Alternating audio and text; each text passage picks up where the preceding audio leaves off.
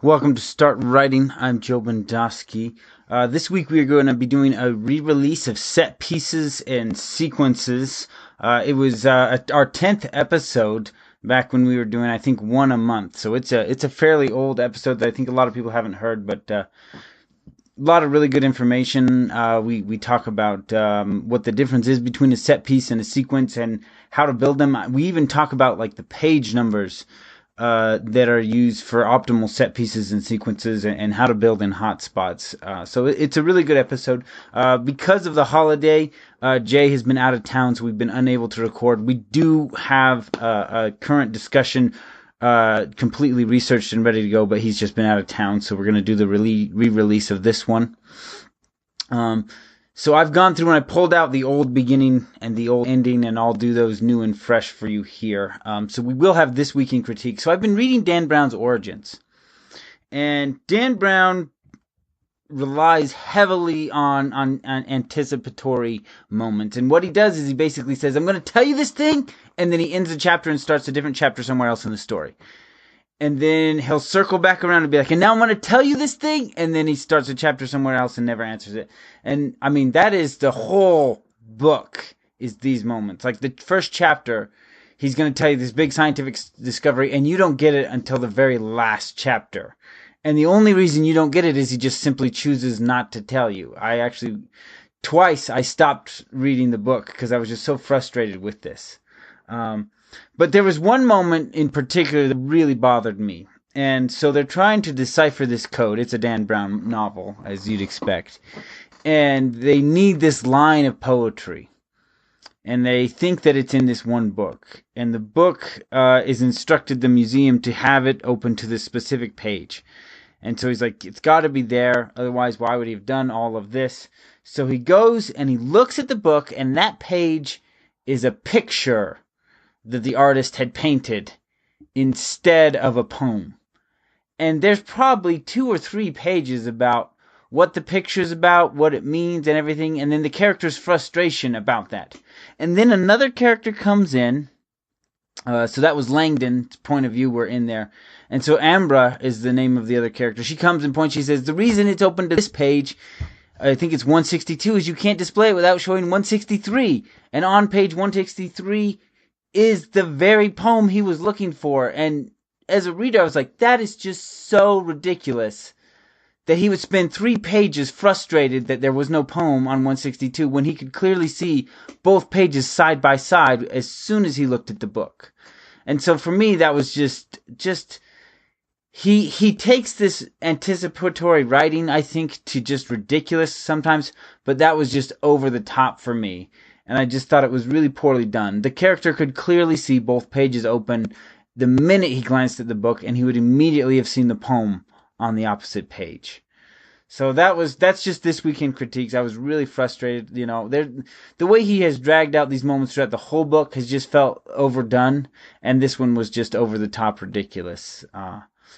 So on to the discussion. This is Start Writing, and I am Joe Bendowski. And I'm Jay Washburn. And today we are going to be discussing in-depth set pieces.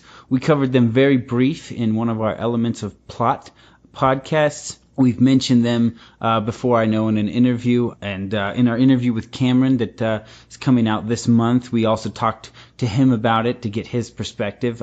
But we're going to really dig in. We've got page numbers, examples from movies, a lot of ways to really explain this, because as I've talked to a lot of writers, it's not something they're really familiar with. And it's a really powerful tool to just kind of keep pulling your reader through the novel so they don't set it down and walk away. So, and I have to say that this was an idea I was slightly resistant to. I wasn't familiar with it before I met Joe. So like I hadn't read it in any of the books on the craft that I'd read or anything. But essentially, so Joe explained to me what a set piece is, because I wasn't quite up on the idea. But it's like a subplot, essentially. And I think this is helpful for someone that doesn't. Let me tell you what I think it is, and then you'll add in the details. All right. It's essentially a subplot. So like another question or problem or area in life that the hero is focused on.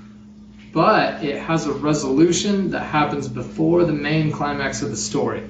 So it's kind of a miniature story, a miniature plot arc earlier on in the story that helps keep the reader moving along. How's that? Perfect. So, it's a subplot that does not climax and resolve with the major plot of the story, just like Travis was saying. And the example I really like to use to help people understand that is think of a TV series, right? A dramatic TV series.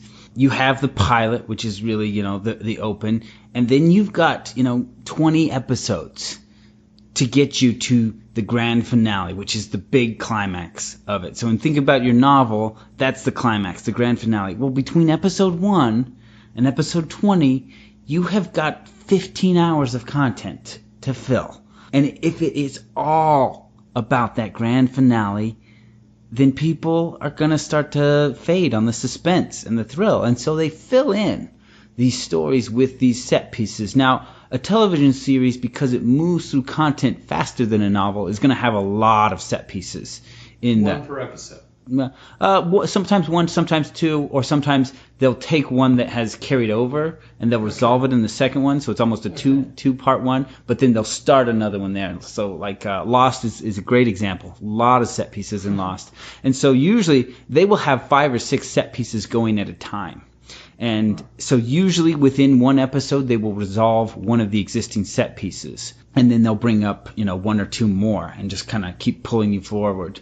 The set piece is not completely unrelated to the climax, right? It's, but it does have its own climax and resolution outside of that grand climax. If we look at Harry Potter and Quidditch, we learn about his character there. And there's 2 very small events that take place where Voldemort, I don't remember the teacher's name, he's controlling the teacher, tries to kill Harry Potter during a Quidditch match. And in Is it Snape?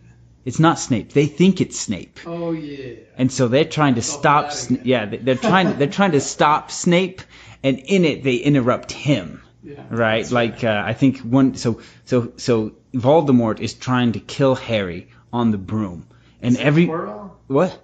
Quirrell, yeah, Professor Quirrell is trying to kill Harry. He's controlled by Voldemort. He's trying to kill Harry, and Snape is trying to stop him. But Hermione and Ron see Snape, and they think he's doing it. And so Hermione sneaks over, and she shoves Quirrell into Snape to stop him. But in doing so, she stops Quirrell, right? But in that, we see an active person trying to do something to Harry Potter, that someone is taking an active role against him. And so that's when it first becomes revealed that, there is someone doing something terrible at Hogwarts. A way of thinking of this that is helpful for me is thinking of it as a set piece is raising a question and then driving the reader to find an answer. Yeah. And in a show like Lost, that can be a literal mystery, like a literal question that you want answered. So I'm trying to discover information. But I think it can also be more of a metaphorical question. So you have 2 characters maybe that are butting heads, and the reader is wondering, how is this going to resolve? Is the one character going to be dominant? Anyway, I like to think of it as a question and an answer, and you got to make the reader want that answer really bad, and that drives them to keep going. These are two examples. So Lost, they have the hatch, which is the set piece I remember most from it. There are several others, like Why Are People Disappearing, The Smoke Monster. There's a lot of set pieces in Lost. But a set piece that I'm going to point out that is, I guess, a subplot that is usually not a set piece is the will they, won't they of a romantic story. Because you're going to usually want that to climax and resolve with the major plot of the story. And so that contributes to that hotspot. So that is not a set piece, right? You'll have bits and pieces of it along the way, but it is not a set piece because it's definitely one of the bigger things you want contributing to that final hotspot within your story. Similar to the set piece is what we call the sequence. And the sequence is that subplot that's all contained. We don't break off and go into other things. So Quidditch, we first hear about it when Harry's getting fitted for a robe, right? He meets Malfoy, and Malfoy mentions it to him. And then a little later, Harry asks Hagrid about it. And they see the Nimbus 2000. And then he's at Hogwarts, and he rides his broom for the first time, and then he gets picked up for the Quidditch team. And so the set piece for Quidditch begins on page 77 of Harry Potter and the Sorcerer's Stone, And it doesn't really have its climax until page 245. It spans almost the entire book, but it's not there at the final climax. By the time we get to the final climax, where Harry is fighting Voldemort to get the Sorcerer's Stone, Quidditch is no longer part of what's going on there. But it is one that spans the whole thing. But the Sorting Hat is a much smaller set piece, right? So is it a sequence? No, it's not. It's a set piece. So the Sorting Hat, we hear about it a couple chapters before, and then there's a couple discussions about the different houses, and then we get the Sorting Hat itself. And so it only spans about 3 chapters, and there's a bunch of other things going on during that. But then there is a chapter on the troll. A troll breaks into Hogwarts. And the entire chapter is about the troll breaking in. And that is the sequence. It resolves. All of it happens together. We don't break off into other storylines during a sequence. It's all self-contained. And so at the end of the troll, what happens is Hermione becomes friends with Harry and Ron, right? It's an essential part of the entire series and the story. But it's a result of that sequence. So it's still a part of the major story. But it is self-contained. We could take out the troll story and insert any other story that resolves in Hermione becoming friends with Harry and Ron, and it works because it's a sequence. You can take it out and insert another different little thing, and it works. So the whole point of all these set pieces and sequences is about maintaining the audience's attention. Hollywood has done its research. It's been making movies, and it has learned that movies are a multi-billion-dollar business. And when anything makes that kind of money, they put a lot of money into research, into figuring out how to get the most for their money, how to make sure that their products work. Because these movies can make incredible amounts of money, but they also cost a lot to make. And so they're trying to optimize on their investments there. And in doing that, they have researched what is the optimal length of a narrative experience? What is the best length for a story told? And they came to the conclusion that it's 90 minutes. 90 minutes is the best length for a narrative, right? Now, movies will go longer than that and shorter than that. They give you a little bit of leeway there because it's hard to make sure everything is 90 minutes start to finish. You know, some directors are just saying, well, my vision is bigger than that. They've given people surveys and tested, their how well they understood, comprehended, and remembered. And they said after 90 minutes, people's attention starts to wander. They don't remember as much. They don't catch as much. They don't follow as closely what's happening in the movie. And they start to enjoy the experience less. And if they're not paying full attention during your climax, if you haven't done something jarring to get their attention back, they just don't enjoy the movie that much, particularly the end, which is honestly the most important part to enjoy in a movie because that's the lasting emotion you take out of it. They've done studies where they watch audiences as they watch movies. They say after 90 minutes, you can see them. They'll start to look around. They stretch more. They scratch more.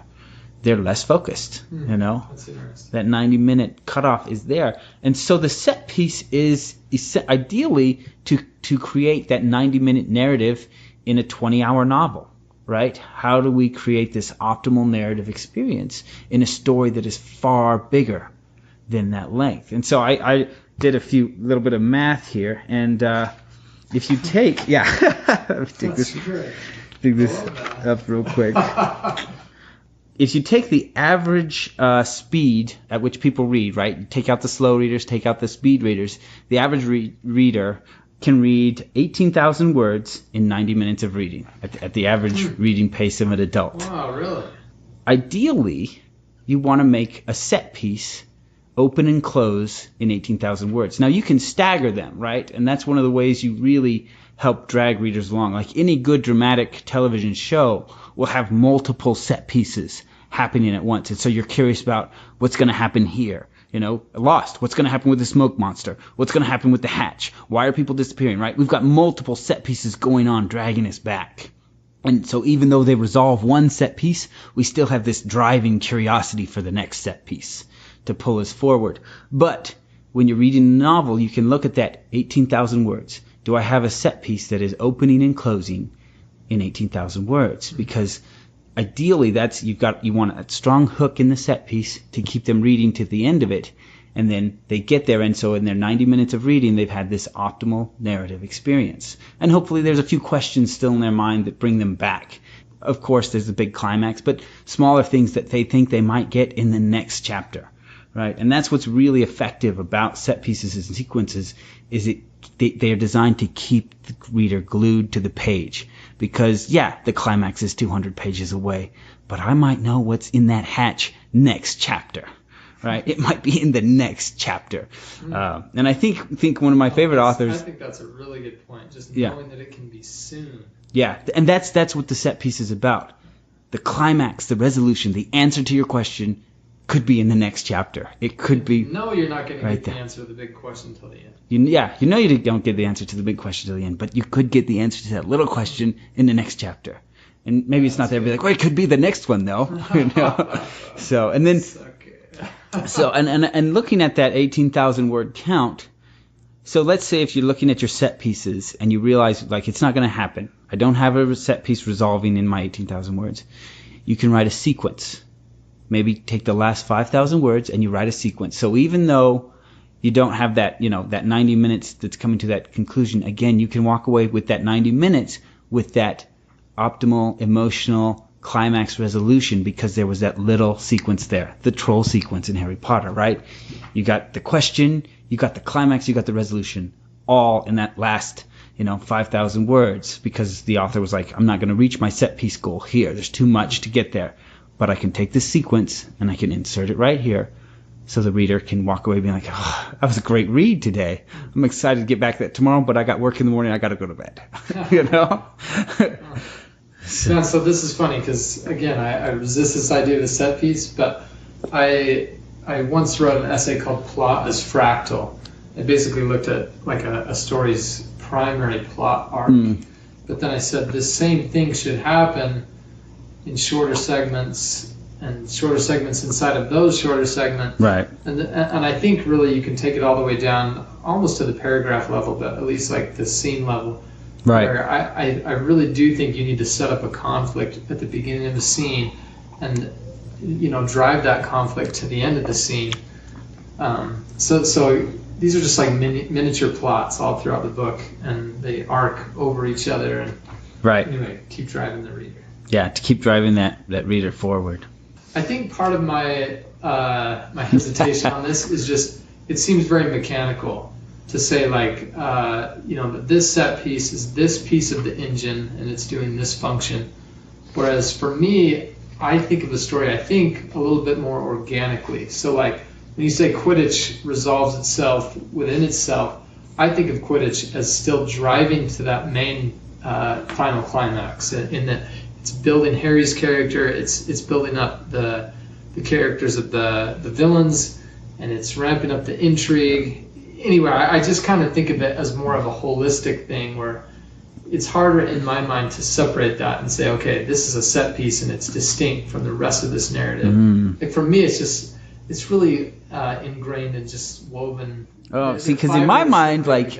Quidditch is removable, right? If we identify the essential parts of Quidditch. One, identify that there is someone at Hogwarts actively working against Harry. They think it's Snape, right? They think Snape works for Voldemort. Well, that's an interesting, just to say that you could take it out. So, yeah, so I think, you remove the essential elements and you can insert them into a entirely different functioning set piece, right? You identify what are Harry's character traits that are revealed in Quidditch, right? So we take Harry's traits, and we take the plot elements that happen there, and we remove Quidditch, and we say maybe they just have a class where this happens instead. So I see Quidditch as a set piece, right?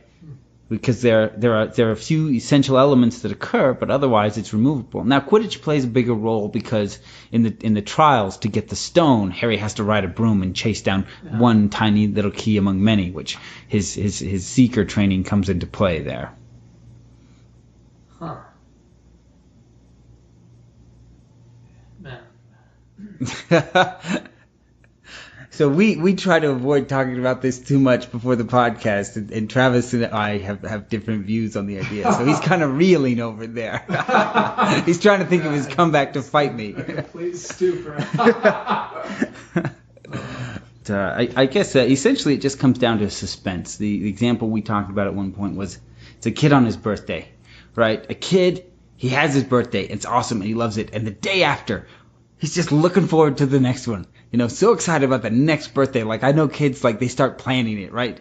Day one, they start planning the next birthday. 2 weeks later, they are focused on something else. Like, it is too long to sustain the suspense. And the same thing is often with the novel, right? So you get to the end of Act 1, and you've set up the novel, and you begin the long descent to crisis and the end of Act 2. And this is the biggest act in the book, so this can span 15 hours, right? The suspense generated by Act 1 is often not sufficient to sustain that long road to Act 2. So we build in these set pieces to reignite suspense for something closer, right? Christmas, Halloween, closer holidays to hope for and envision, right? Fireworks on the 4th of July, right? And you can see kids, they attach on to the next closest holiday, right? And essentially you're trying to do the same thing with a reader. Be like, yeah, birthdays are great, but they're a long way off. But we got this other holiday, and it's coming up, and you can get excited about that. Yeah, that's cool. Okay, I had another thought. If I hadn't had this discussion, and I just heard the word or the phrase set piece, I would assume that it had something to do with like a stage play. And a set piece being like something you roll in for a certain scene, maybe there's a hearth with a gun on the wall above it or whatever. I see what you're saying. Yeah, it's a little misleading that way, isn't it? Well, no. Well, partially. So when you said you could take out Quidditch and book 1 still functions completely fine, it made me think about the setting and how that's attached to set piece.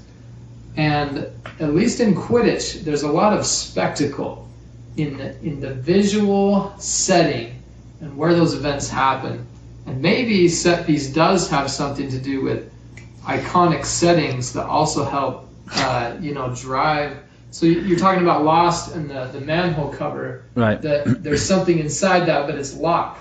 There's a literal piece in the set. And that's like centered around the mystery. I feel like you're digging too deep because the set piece doesn't necessarily have to have a piece of setting to trigger it, right? Well, so when you're saying you could take out Quidditch, and I feel like the thing that you're taking out, if you're not taking out, I feel like what you're pulling out is that cool setting. That's what the book would lose, is that really cool setting. It would. Quidditch is a really cool setting, and there's a lot of really cool things there, But anyway, yeah, you could replace it with something else that was really cool. Is key. So I just read Elantris this last weekend by Brandon Sanderson, and one of the set pieces is they have these little runes they can draw in the air, and it's only these people who've been taken by this blight who can do that, right? But that's not a setting piece, right? It's an action piece, so to speak. And so that's a set piece that resolves before the climax of the story, is they figure out how to get them to work. Cool. So I would call that a subplot, though. Yeah, a set piece is a subplot. Okay. But it's a subplot that climaxes and resolves before the major climax of the story. Okay. Yeah, it is a subplot, right? So subplot's like the big banner, and this is a smaller heading under. Yeah, it's a type of subplot. Another thing I thought of was George Martin. So when I write a story, and when J.K. Rowling writes a story, like Quirrell gets nailed at the end of book 1, and there's this major resolution to like to the plot that's been going on in that book. When you read George Martin, at least when I read George Martin, the narrative just keeps on winding. I feel like there's no major climactic event. And in a way, it's almost like he just layers all these set pieces that just kind of... He layers a lot of set pieces, but if I remember correctly, every book ends with a major battle that is kind of a turning point in the war. You have the battle on the Blackwater, and Stannis loses, and so he's no longer a contender for the throne unless he can marshal another army. Then there's the big battle in the north, and Stannis dies. But it's not nearly so tidy. Yeah, it's not nearly so tidy. He rolls a lot of set pieces over into the next book. Yeah, he does. And honestly, I can't even remember in the later books where one book ends and the next one begins. I couldn't tell you that about any I of don't the even books. think I read them all back to back. He just read that. I think he ended them because they got too long, not because he reached a climax of a plot. He in an interview I saw him talking about, and that is what happened with one. Is that I think 4 and 5. Yeah, it was 4 and 5. Like it was one book, and it just got too big, so he just split the characters into two different books. Massive books. It's not 2 books. It's 2 massive books. That used to be 1. Yeah. But yeah, I feel like he doesn't have those climaxes, at least not in my mind. So it's true because there are so many set pieces. It doesn't feel like you've got a big climax at the end. But they're so gripping. They are. Well, and it's the set pieces. They grip you because it could resolve any time, right? I remember reading about like Brienne of Tarth and Jaime trying to find the oh my gosh, the Stark kids, right? She's got to bring them back, the Stark daughters. And every time I was like, they could find them now. They could find them now. No, never do. Never. They're gonna die. Not only that, but like the Stark kids have left King's Landing. It's like, what happens now? They're not even there. Arya ran away, and then Sansa snuck away. So. Oh man. Yeah, I mean, a lot of times he doesn't even resolve a set piece. Like, so it just kind of branches into 2 more and be like, oh, suddenly that resolution's not going to happen. What now? And I think that is part of what makes his set pieces so gripping is you're waiting, and then suddenly you're like, that resolution can't happen. We can't have that. How does it work out now? And so he almost drags the set piece out by breaking it off into 2 new ones or 3 new ones. Yeah. Huh. Yeah, it's so cool. But yeah. That's a helpful illustration. Yeah. Well, because Martin is known for his set pieces, like he's famous, and like you said, the set pieces are so gripping and fascinating that often you don't even notice the big climax of any individual book because there's just so many unresolved pieces dragging you on to the next. That's why we all want to strangle him, because he hasn't written his book yet. Like, what happens to these people? So, in fact, I mean, the TV show has moved beyond the books now. So I don't know. Are they going to be telling 2 different stories? What happens now? I think they'll become significantly different. I think so. Well, because they were already starting to diverge. Yeah. So. Cool. Okay. Well, how do we wrap this up? So what? I guess one of the last things I want to bring up here is, in my own mind, it's good, like a sequence, either a sequence or a set piece. I recommend that you span a few chapters with it. And again, part of that is just giving that reader the feeling that they don't know when the end has come, so they have to just keep moving to the next chapter. Even if you make a sequence, I would say breaking it into 2 or 3 pieces as like chapter-wise. To be a sequence, it still has to be just a continual piece. But again, it's creating that feeling in the reader to just the next chapter, to just keep forcing them to keep reading, because like one of the things people talk about is just the minute a reader puts your book down, there's a chance they won't pick it up again. Yeah. If they have to put it down because life demands them to do something else, they're coming back. But if they choose to put it down, good chance you'll lose them. Now, speaking of not putting down, that makes me think of Dan Brown, actually. Really? I enjoyed his books, but I mean, I didn't feel glued to him. Like a Sanderson, I can't put a Sanderson down. Oh, really? So I would be more glued to a Dan Brown. Really? Yeah. So. And I think, man, he does super short chapters. At the end of each one, he's just raising another question. And you're like, oh my goodness. What are you reading right now? Or are you reading one right now? No. Oh.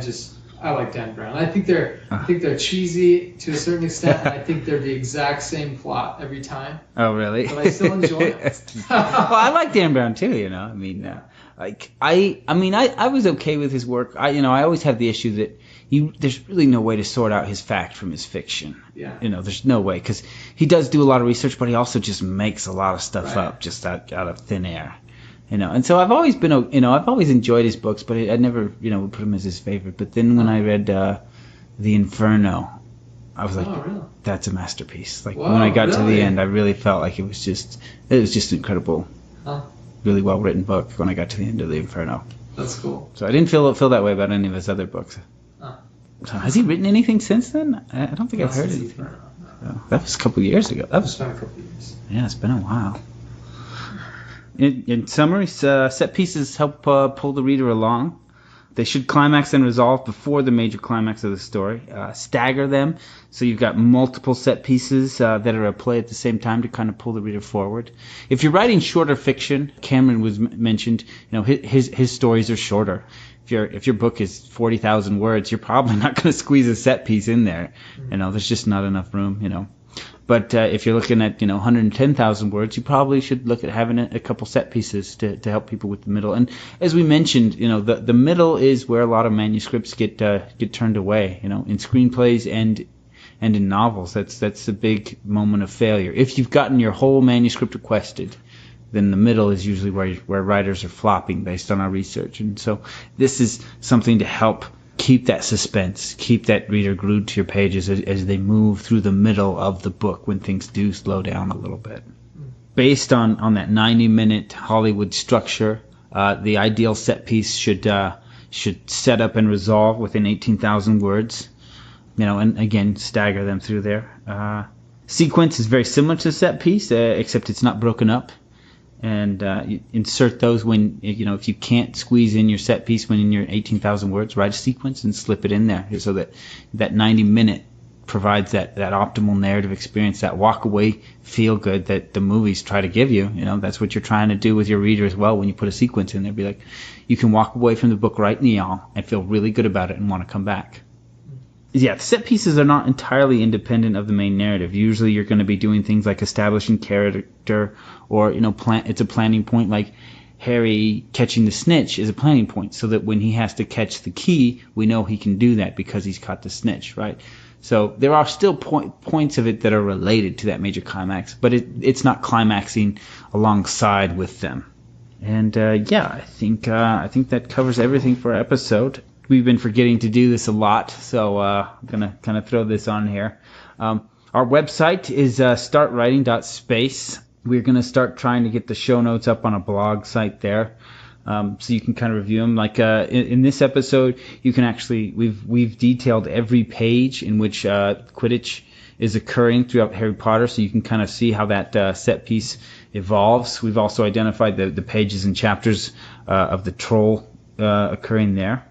We're looking at releasing another blog piece where we've gone through and edited novels, and we don't pull out everything, but 5 or 10 pieces where we think the author has done a really good job, or we feel like the author fell short, and we'd recommend some changes there. And it gets into the smaller pieces of writing. These are line edits, so we look at the simple things like action beats versus tags, and too many actors in a paragraph, and just smaller stuff that would be really hard to do a whole episode on, but you can kind of see it there in the edit itself. So we're looking at that. If that would interest some of the listeners, shoot us an email, let us know if that's something you'd like. I kind of compile it on my own just as a way of just kind of studying craft itself, but if it's something that would interest you, we can release that on a blog, and you can kind of just look at it there.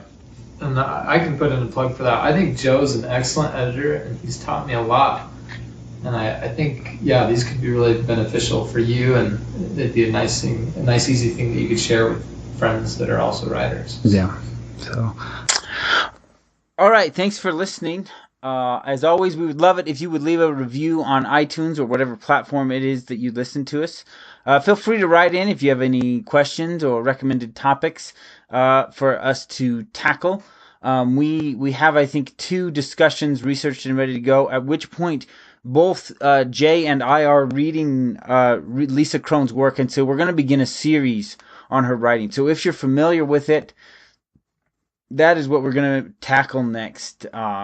She has a very different approach to craft than most standard books will approach, and that's part of the reason we really want to look at it, and we think she's got some really good ideas and very interesting approach to the craft. And again, like any critique, you can take it with a grain of salt. Be like, I like this piece, I don't. That's kind of how we all approach writing. And as always, thanks for listening. Oh, I did want to put in one more plug for Lon. So Lon, if you didn't hear in the other one, he's a guy in my writing group. He's getting ready to launch his first book. So as we sit down every week or every 2 weeks, we discuss what he's done, what he needs to improve on the things he's always done, and what next step has to do as he prepares for his book launch. So those are on the websites. They're just live videos of me talking through him and discussing with him the process. And it's just a little more of a hands-on approach if you're feeling a little lost and intimidated about your own book launch. So you can go ahead and check that out. There's a lot of information, and I kind of throw it at them really fast. So I imagine as we do more videos, there will be some repetition there. So check those out.